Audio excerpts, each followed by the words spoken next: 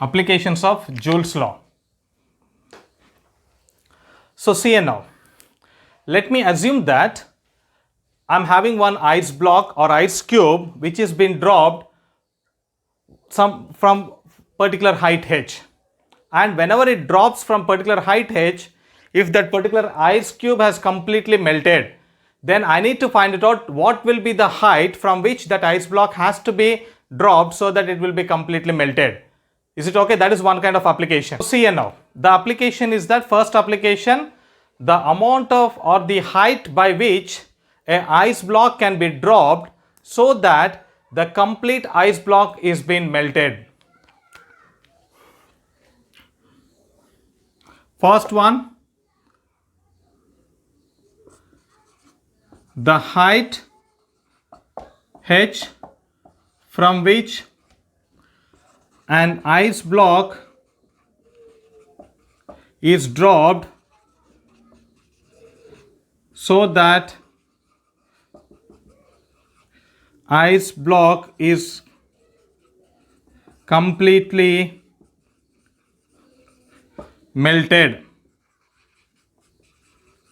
Then the formula for this one will be h equal to JL over G. H equal to JL over G. What is this h? It is a height. This is the height from which a ice block can be dropped so that that complete ice block will be melted up. So what is this J? J is the mechanical equivalent of work done. J is the mechanical equivalent of work done. L is the latent heat of ice. Latent heat of ice. What is the latent heat of ice?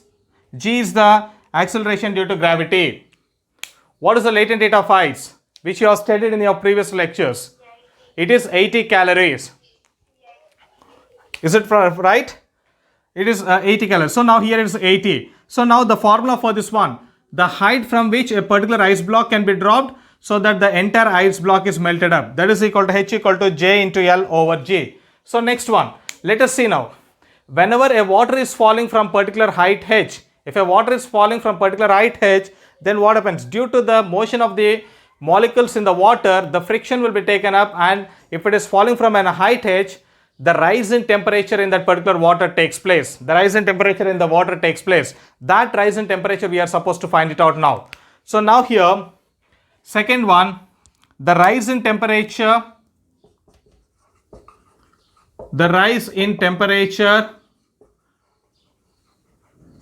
let it be equal to delta theta. The rise in temperature of water if it is dropped from height h,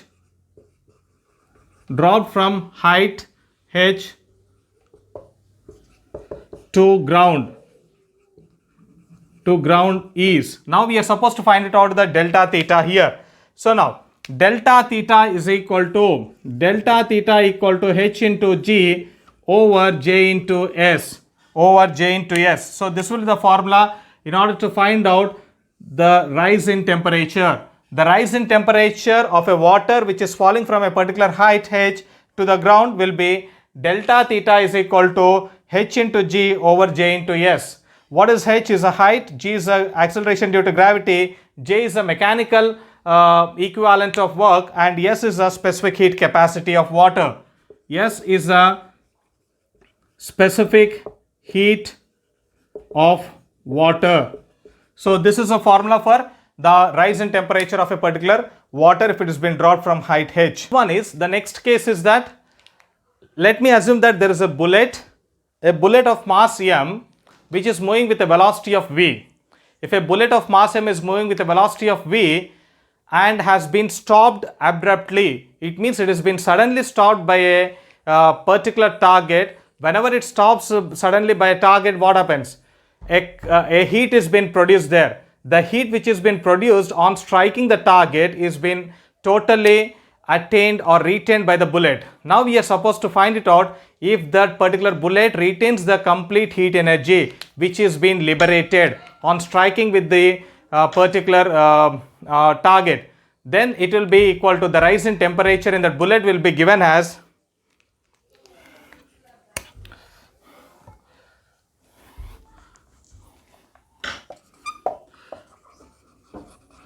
when a bullet of mass m, when a bullet of mass m moving with velocity v is being stopped abruptly means suddenly, is being stopped abruptly by a target. Whenever it is been stopped abruptly by a target, then a heat is being produced. The produced or the heat energy liberated means released, liberated is retained by the bullet,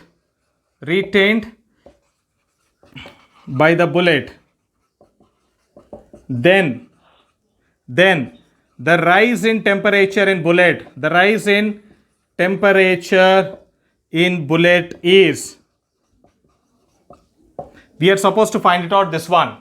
Like a bullet of mass m moving with a velocity v is being stopped abruptly, suddenly by a target. Then whenever the both collisions takes place, whenever a collision takes place, what happens? Heat is being produced. That heat produced is completely retained by the bullet, means the bullet will absorb it. See, if you see, you might have seen in some of the movies, whenever they fire the gun, what happens? The bullet comes out of that one, and at the same time you can see some kind of smoke coming out there. It means that the bullet will get heated up. The bullet gets heated up. That is due to that heat which has been produced in the bullet, that particular energy has been produced. That is the heat energy. So in the similar case, whenever this bullet strikes the target, a heat energy has been produced. That heat energy is being retained by the bullet. And whenever the bullet retains that heat energy, what happens? The bullet gets heated up. That is the rise in temperature of the bullet. Is it okay, ma? So now that rise in temperature, we are supposed to find it out. Delta theta. You are supposed to find out that rise in temperature now. This rise in temperature is being given by delta theta is equal to V square by 2 into J into S. The rise in temperature in the bullet has been given by delta theta is equal to V square over 2Js. In this one, next one, we'll try to see. Now let me assume that I am having an ice block. I am having a huge ice block which is of mass capital M. Okay? I need to drag that ice block on a rough surface horizontally. It means that I am having a huge ice block of mass capital M.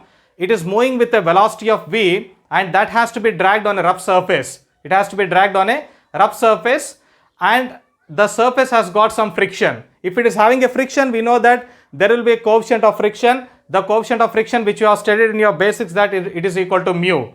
The mu is a coefficient of friction. If that is the case, then what what will be the amount of mass of that particular ice cube which is been melted? If I am having 100 kgs of ice block and that is being dragged on the floor of horizontally on a rough surface, then how much amount of particular ice block will be melted if I am trying to drag with a velocity of v? I need to find out that particular question. Is it okay, ma? So this is my area where I need to apply this Joule's law. Point number 5. When a ice block of mass capital M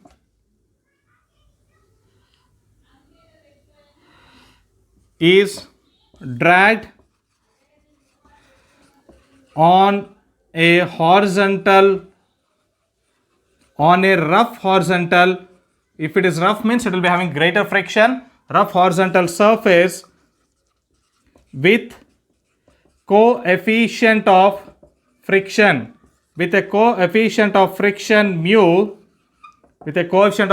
mu, then the amount of mass of ice is melted is Means whenever a particular ice block is dragged on a rough surface with a coefficient of friction mu, then what will be the, okay, rough surface with a coefficient of mu for a distance d, then the amount of mass ice is melted. It has been given by small m equal to mu into capital M G into D over J into L. This is a formula.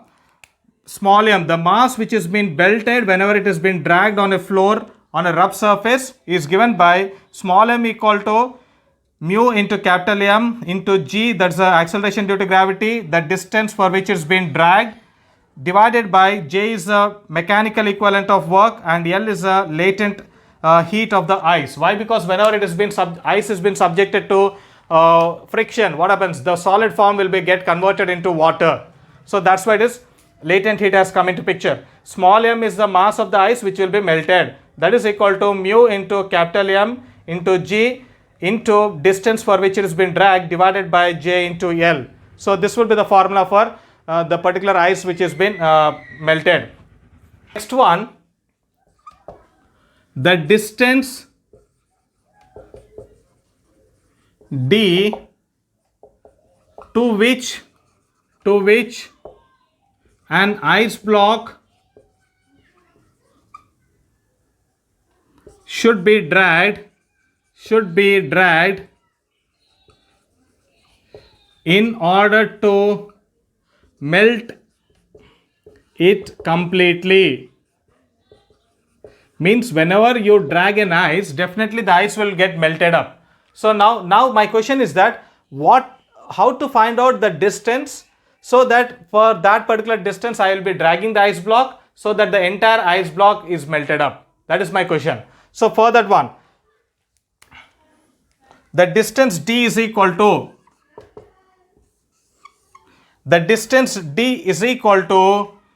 J into L over mu into G. The distance d is equal to J into L over mu into G. So this is the distance for which you are dragging the ice block so that the entire ice is melted up. The entire ice has been melted up. Since now you have dragged for some distance d so that the entire ice has been melted up. Now my question is that to what extent you are supposed to drag that particular ice block so that it will be melted up. I need to find out what will be the time taken for the particular ice block to get melted up while dragging it. Okay. So now the time taken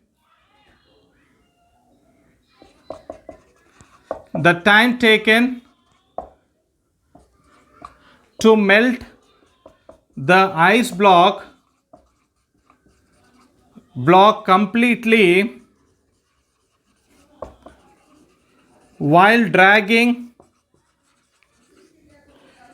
on a rough horizontal surface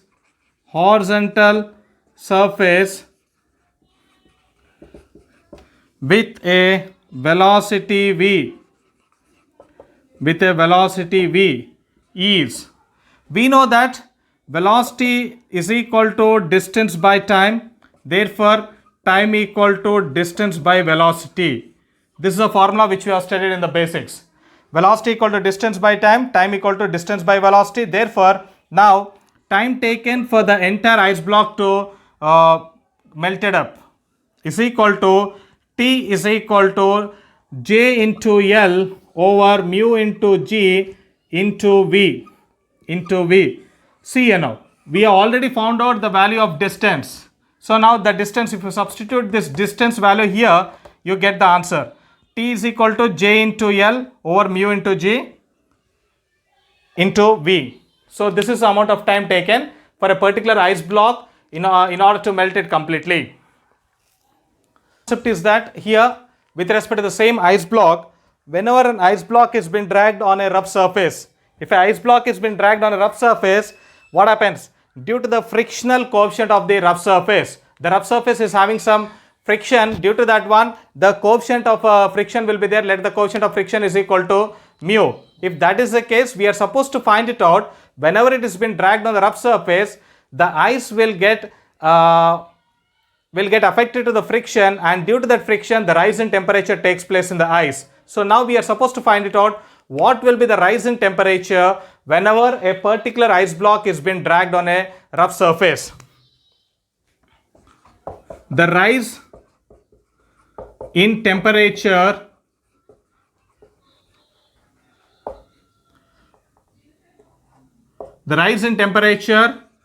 of an ice block when it is dragged on a rough surface, on a rough horizontal surface of coefficient of friction mu. Coefficient of friction mu is given by, that rise in temperature is given by delta theta. Delta theta is equal to mu into G into D over J into S. It means it has been dragged on a rough surface, horizontal surface for distance D.